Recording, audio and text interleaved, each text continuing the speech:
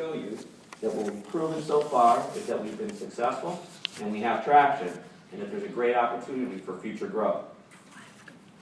What we have, if you look historically, back in 2009, we first met. That's when you guys first invested in us. We launched our BoardMax product. We had about 20 customers on the product. Lead investor, obviously, North Coast Angel Fund. Number of customers grew to 32 in 2010, but 2010 was a critical year for us. 2010 is when we were able to build a scalable technology.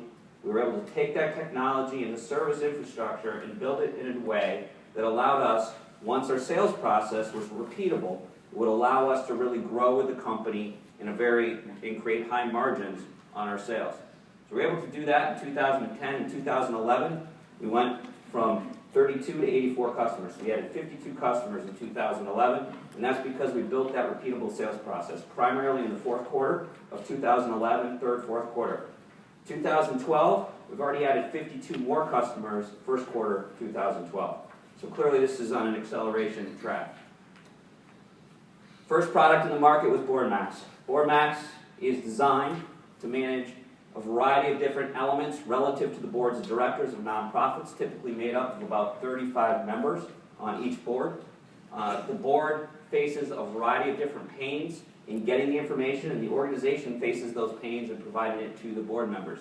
BoardMax allows organizations to consolidate all of the information that's relative to the board and put it in one system and allows board members to access it through that system, as our customer indicates, ultimately maximizing their resources. Amplifund Full Cycle is our grants management product built on our Amplifund platform.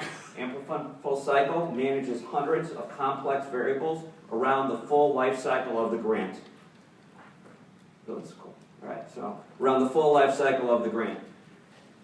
The pain, if you don't do these things, is severe, and it includes major audit findings and loss of grant funds. The complexity with these grants increases as the organizations start to get federal money in, and that's why customers like Everett have purchased Amplifund, because it gives them the ability that they didn't have before to fully manage these large federal complex grants.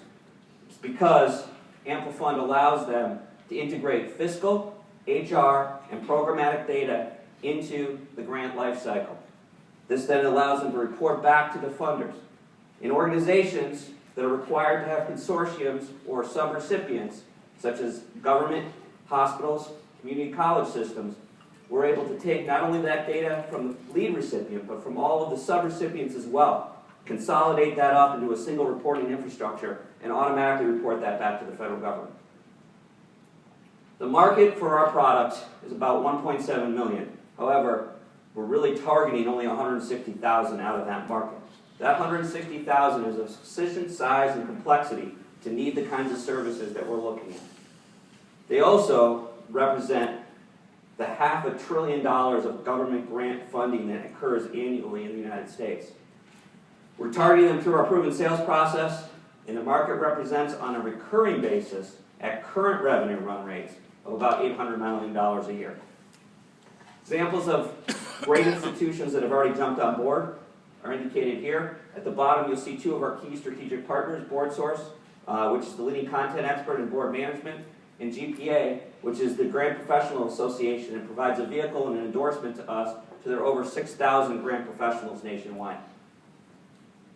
These are what we're targeting within that 160,000 for 2012. We're targeting community colleges. In fact, community colleges was our first target market that we implemented with our sales process, fourth quarter 2012. We already have over 60 of community colleges signed up for an Amplifund Full Cycle within the first 6 months of implementation of the market and sales structure plan. That's El Camino Community College at the top, one of our customers. Healthcare is the market we're introducing now in the second quarter. We just started it. We're just hiring 2 new salespeople. We have 5 customers in the market, including Gutterson Lutheran, which is represented here on this slide. And we're even subsetting that 10,000 unit market further, targeting those hospitals and health systems that most directly affect and be most beneficial by our Amplifund Grants product. The municipalities represents a huge market for us, not only because of the initial layer, but they have all of those subrecipients. Those subrecipients become our sort of low-hanging fruit going forward. Those subrecipients are using our product to manage some grants already, and now we have the ability to sell further into them as time goes on. We're part of a national demonstration project in that space already.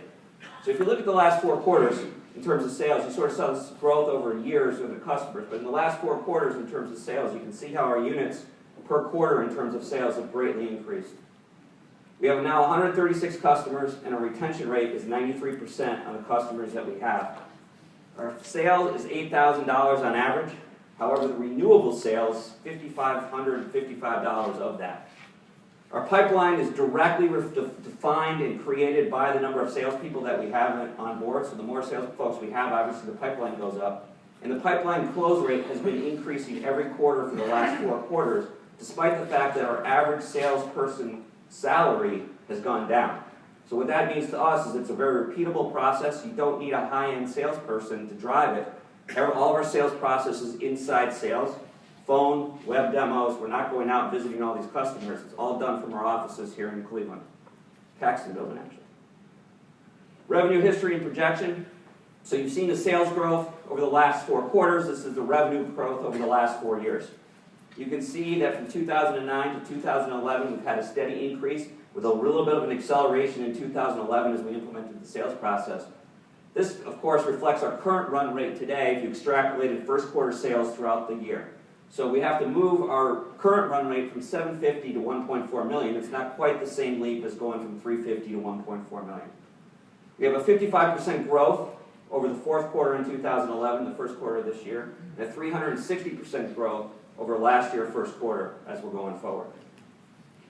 The sales revenues and expenses clearly show a significant escalation over the next 3 years. But when you consider the fact that we have a technology that you can scale, an infrastructure and service that we've been able to maintain and drive with our customers, and we've proven a repeatable sales process, it does not seem like too big a stretch to move in this direction. And the margins are rather significant as we go forward.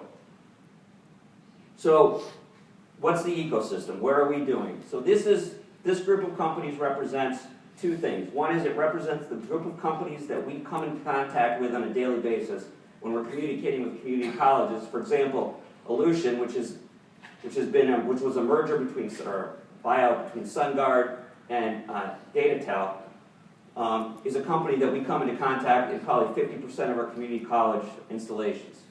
eCivis, SAP, additional companies that we touch base with in the public sector, they're complementary.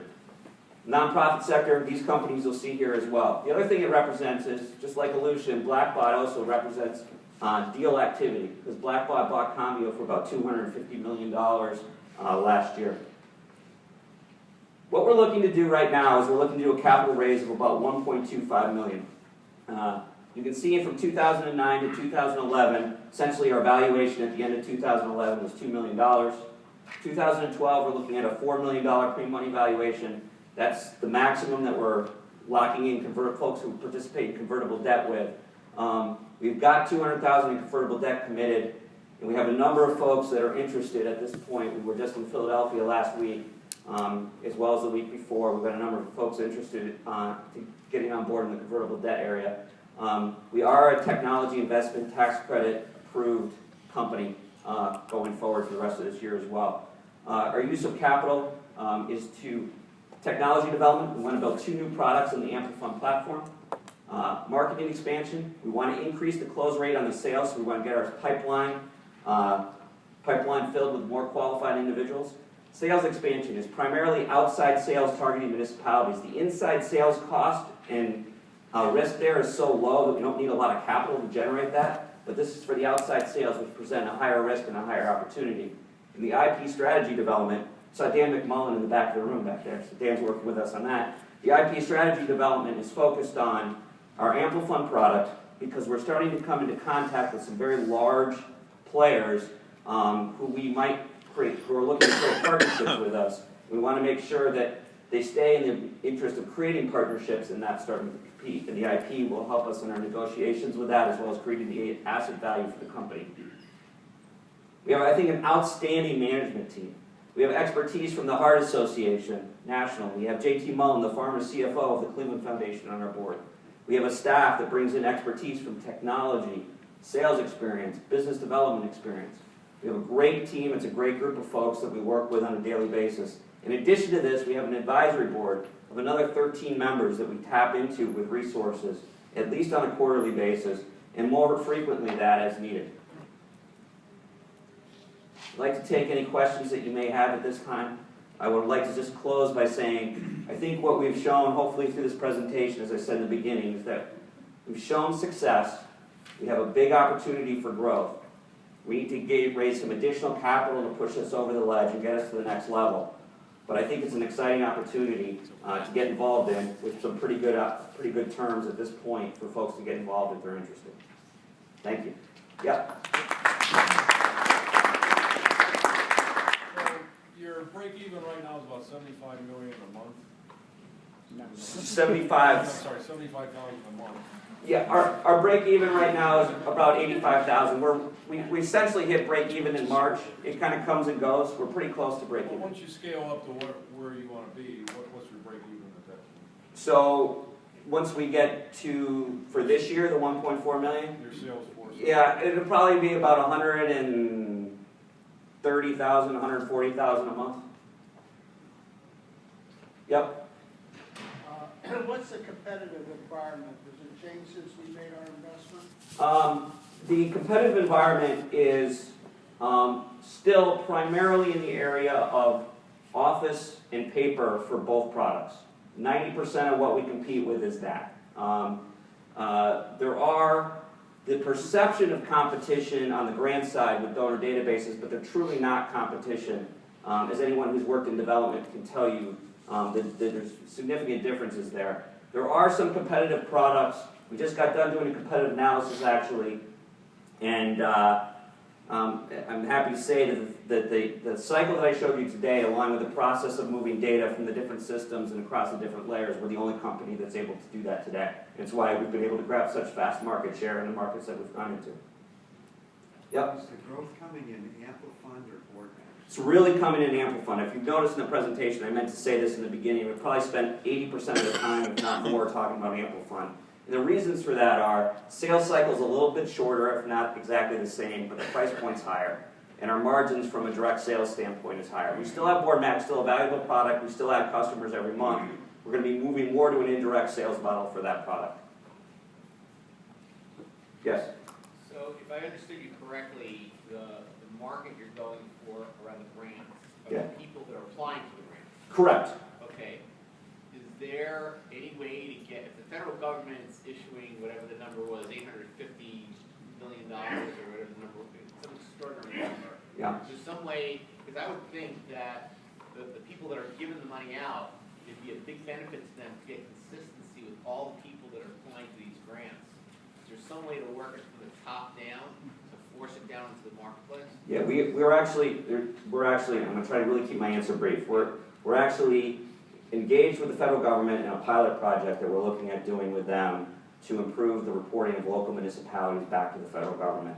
At the same time, our public sector product that's coming out during 2011, our technology development, will allow us to not only target public sector entities, but potentially foundations that give out money. We need a few more feature set changes, but the answer to your question is yes.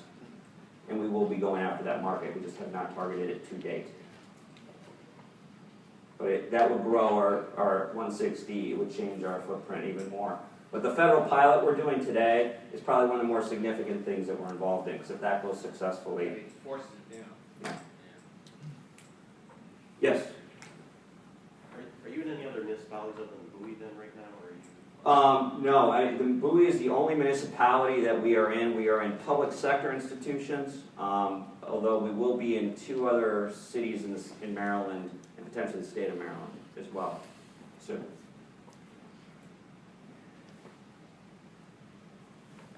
Yep, Clay. You indicated that you're taking convertible debt in right now. Correct. At what point do you expect that will convert to the Series B, A1? Right. So we're looking for obviously at the point where we get a lead investor, and that would be that timeline. We have done. We're involved with there's a group called Keiretsu Forum. It's an international angel group that we are presenting to. U.S. Angel Investors is another angel group that we're presenting to.